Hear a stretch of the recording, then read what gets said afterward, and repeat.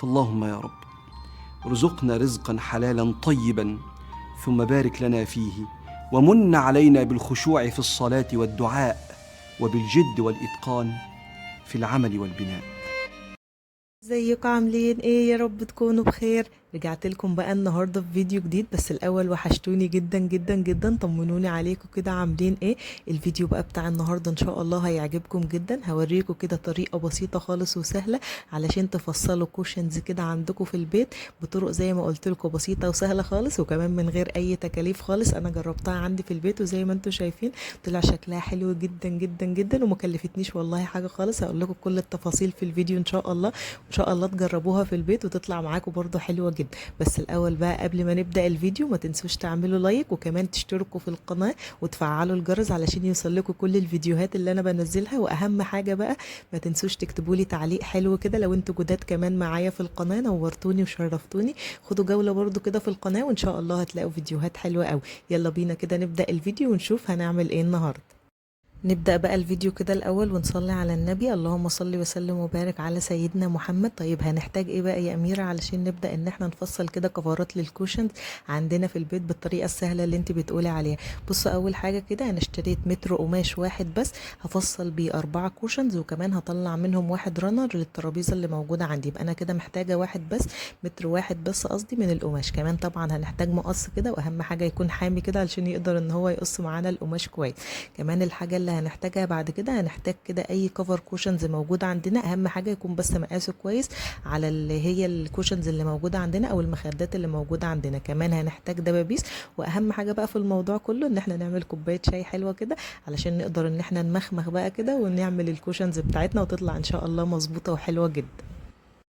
تاني بقى حاجة هنعملها ان شاء الله في الفيديو، ان انا نقلت كوباية الشاي بعيد شوية، لان حسيت بصراحة ان انا هوقعها على القماشة فخليتها بعيد عني شوية، وقلت برضو كل شوية كده بشرب منها شوية.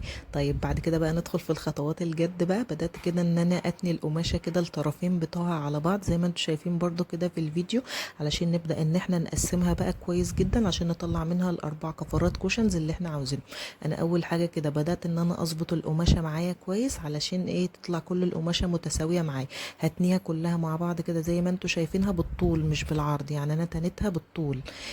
وهبدأ بعد كده بقى ان انا افرشها على الرخامة اللي موجودة معايا. انا للأسف كنت بصور في المطبخ، بصراحة يعتبر اكبر مكان، يعني حسيت ان المساحة بتاعته هتكون واسعة شوية، والاضاءة برضو فيه كويسة، وهتبين معاكم كل الخطوات كويس. اهم حاجة والله بس مسحت الرخامة كويس الاول عشان برضو ايه ما تبهدلش القماشة اللي هي موجودة معايا وكده.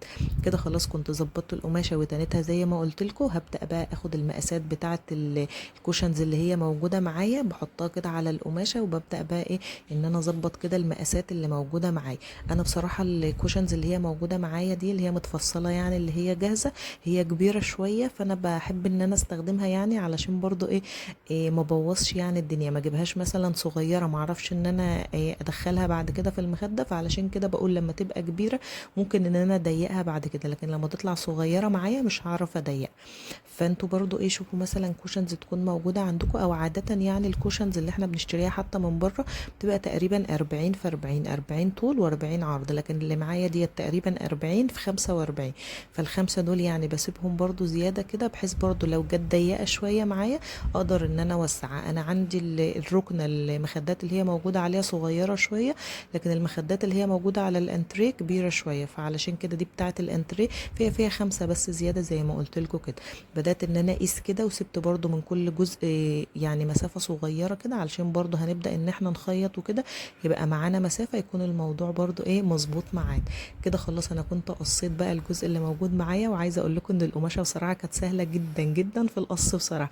يعني انا كنت عملت كوشنز قبل كده اللي هي بتاعه العيد الصغير، بس القماشه بتاعتها كانت صعبه معايا في القص شويه، لكن دي علشان هي خطوط كده فكانت سهله معايا شويه، بقيت عارفه انا هقص منين بالظبط.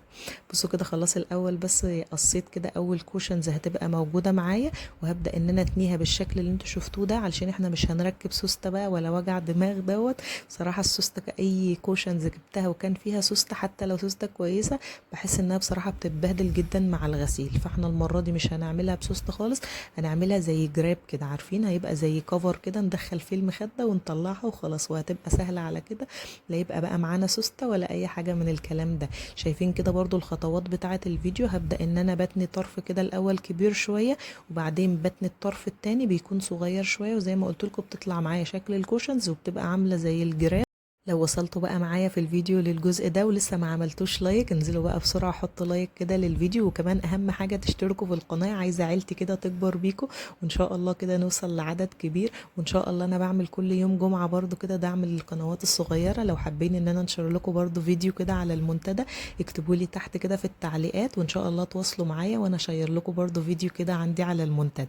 نكمل بقى الفيديو بتاعنا. خلاص كده انا خدت المقاسات بتاعتي وكله مظبوط، وهتلاقوني كل شويه كده باخد المقاسات، لان بصراحه كنت بفصل حاجه قبل كده وباظت مني يعني، فانا بصراحه عشان كده كل شويه اقيسها واشوف اتاكد انها مظبوطه وكله تمام، عشان برضو يعني ما تبصش مني وكده، يعني بقول بصراحه خساره القماش. الخطوة بقى اللي بعد كده كمان ببدأ ان انا استخدم الدبابيس كده، وبرضو ايه من كل طرف كده ببدأ ان انا احط الدبابيس بتاعتي. واهم حاجة الجزء اللي احنا عملناه اللي احنا تنيناه على بعض ده لازم نحط فيه دبوس، علشان لما نخيط ما يبقاش مثلا مفتوح معانا او كده فالمقاسات تبوظ مننا، او الكوشنز ذات نفسها تبوظ مننا. فعلشان كده الاجزاء اللي انا تنيتها على بعض ديت الاول بحط فيها كده دبابيس. شفتوا برضو جبت المتر وقعدت اقيس عشان اتأكد فعلا ان المقاس مظبوط معايا، علشان بس تطلع زي ما قلت لكم مظبوطه وما يبصش برضو القماش مني وكده. انا عايزه اقول لكم كمان صحيح انا نسيت اقول لكم الاسعار، انا جايبه المتر من القماش دوت ب50 جنيه، هو قماش ملايات عادي خالص. بصراحه عجبني الشكل ده جدا، وفاكرين في العيد اللي فات كنا عاملين برضو شكل حلو قوي، كان ورد بقى كده وشكله كان جميل قوي، فبرضو ده كنت جايباه ب50 جنيه. هو برضو زي ما بقول لكم كده قماش ملايات، وفي اشكال منه حلوه جدا، وطبعا الركنه بقى غامقه، فاي بصوا شكل بجيبه بيمشي معاها وبيبقى حلو جدا. جربوا برضو الفكرة دي حقيقة هتبقى معاكم حلوة جدا. نيجي بقى يا بنات لأهم خطوة في الفيديو كله، وهي خطوة الخياطة. بصوا أنا أول مرة يعتبر كنت أقعد على مكنة كده وأبدأ إن أنا أخيط، طبعا كنت قلقانة جدا ومتوترة بصراحة، بس الأول جبت فيديو كده بصراحة من على اليوتيوب وبدأت إن أنا أتفرج، وفهمت كده برضو المكنة مكوناتها إيه وإيه المفروض اللي إحنا نعمله كده. وبدأت الأول بصراحة أجرب في قماشة بره كده صغيرة، علشان برضو ما أبدأش إن أنا أبوظ معايا إيه القماش اللي هو موجود وكده. إيه بصوا اول حاجه كده بدات ان انا احط بقى الكوشنز كده زي ما كانت دبابيس كده زي ما انا حطاه، وبرده ببدا ان انا امشي بالراحه كده وخطوه خطوه كده بالراحه وعلى مهلي، ما اجريش بالمكنه لانها بصراحه ساعات بتجري مني وانا برضو لسه مش متمكنه قوي يعني، فببدا ان انا امشي واحده واحده كده وعلى مهلي. كل ما يقابلني دبوس ببدا برضو ان انا اشيله كده علشان ما يبصش مني، لان بصراحه في مره كده كنت نسيت اشيل الدبوس فالابره نزلت عليه، فبصراحه بصوا بوظت المكنه خالص ووقفت مني شويه لحد برضو ما صلحتها وكده. فخلوا بالكم من الجزء ده كويس جدا. انا بس بحط الدبابيس برضو علشان انا لسه مش عارفه قوي، وبرضو يعني مش متمكنه قوي من المكنه، يعني بمسك كده وانا قلقانه برضو وخايفه بصراحه، بس مبسوطه يعني هي خطوه كويسه بصراحه ان انا عرفت اتعلم يعني وعرفت اخيط وكده. انا عايزه اقول لكم كمان ان بصراحه اللي شجعني يعني ان انا اعمل الكفرات عندي في البيت وكده، كان عاجبني طقم يعني الكوشنز كان عاجبني قوي بصراحه، وقلت ان انا هطلبه وكده.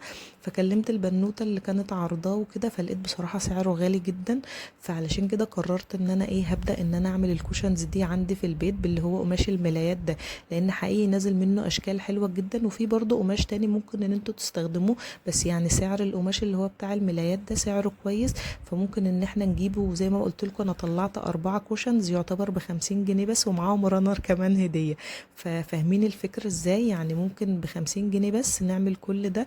ممكن طبعا لو انتوا حابين بقى تغيروا الوان او معاكم قماشات كتير تانية وفي اشكال تانية والوان وفي سادة وفي منقوش، فكل الحاجات دي هتبقى متاحة معانا.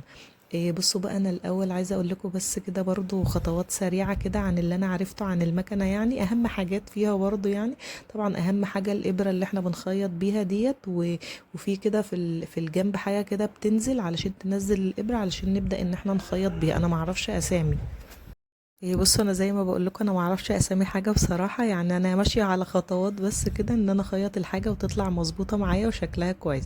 فهي الابره اللي انا عرفتها والجزء اللي هو بينزل من الجنب ده، وفي حاجه ورا كده بتلف زي عجله كده، دي اللي انا بنزلها علشان انزل الابره على المكان اللي انا هشتغل فيه.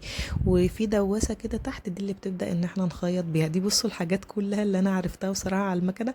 ونسيت اقول لكم كمان في حاجه كده بتتحط تحت كده، في باب بيتفتح كده وحاجه بتتحط جوه كده بتلف عليها خيط كتير، ولازم الخيط بتاعه يكون طالع من تحت كده ممتعه برضو، مش قادره اوصل لكم قوي، بس اما اعرف عنها اكتر ان شاء الله اصور لكم برضو فيديو ليها، لان بصراحه انا ما كنتش متوقعه ان انا في يوم من الايام ممكن اتعلم مثلا الخياطه، او ان انا اقدر اقعد على المكنه كده واخيط واطلع حاجات كمان مظبوطه وشكلها حلو جدا. فابداوا برضو كده انتوا كمان اتعلموا وخيطوا برضو الحاجات اللي انتوا عاوزينها كده برضو بطريقه بسيطه كده وعلى مهلنا، واحده واحده، وان شاء الله نتعلم حاجات كتير. لو وصلتوا برضو معايا لسه في الفيديو ده ما تنسوش تعملوا لايك بقى للفيديو كتير، عايزه الفيديو يوصل اكبر عدد ممكن من اللايكات، وكمان تشتركوا في القناه علشان يوصل لكم كل الفيديوهات اللي انا بنزلها. بصوا بقى ده كمان شكل الرانر، هي القماشه بصراحه اللي اتبقت معايا بعد ما عملت الاربعه كوشنز، فهي دي القماشه اللي اتبقت معايا، فانا عملتها رانر كده للترابيزه، يعني جت بصوا زياده شويه كده عن الترابيزه، فكانت حلوه قوي بصراحه.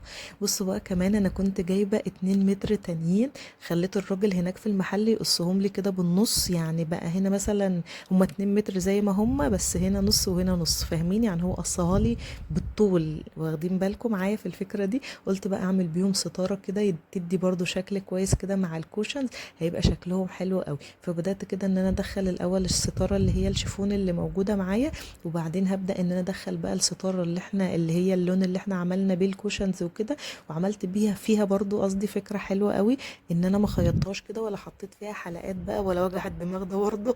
فبس هي بصراحه الحلقات بتدي شكل حلو للستاره، ما قلتش حاجه والله. بس بص عملتها بطريقه سهله كده، بدات ان انا اتنيها وبعدين هدخلها في الماسوره، عملت لها برضو ايه زي حاجه كده تدخل فيها في قلب الماسوره، وخلاص بقت بالشكل اللي انتوا شايفينه ده، بقت سهله جدا. ودخلتها في الماسوره، وهبدا برضو ادخل اللي هو اللون اللي هو لون الركنه اللي هي موجوده عندي، وهنبدا بقى نعلقها، وحقيقي ادت شكل حلو جدا ان شاء الله. قلت بعد كده لما اجيب اي كوشنز هجيب معاها برضو 2 متر كده تانيين، اعملهم ستاره برضو تدي شكل حلو كده مع الستاير اللي موجوده عندي، وفي نفس الوقت تنطق كده مع شكل الكوشنز اللي هي هتبقى موجوده على الركن.